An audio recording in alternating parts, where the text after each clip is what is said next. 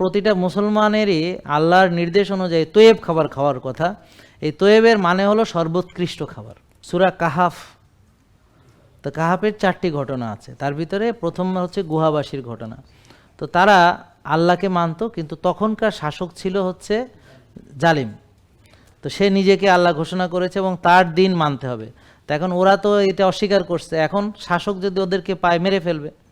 কিন্তু ওরা আল্লাহর কাছে আশ্রয় নিয়ে গুহাতে গেল, ওখানে একজন কুকুর ছিল তার সাথে সাথে, এবং বলা হয় 300 বছর, 300 কত বছর, যাই হোক সোজা কথা হলো এটা ইম্পর্টেন্ট না। ইম্পর্টেন্ট হচ্ছে তাদেরকে আল্লাহ একটা ঘুমের ভিতরে 300 ইয়ার্স শেষ।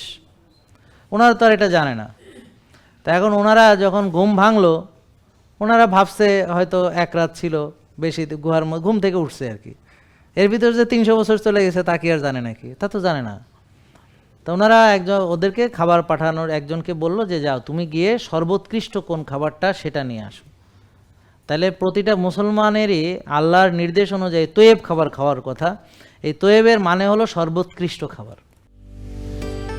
জেকে লাইফস্টাইল, ওষুধ মুক্ত সুস্থ জীবন।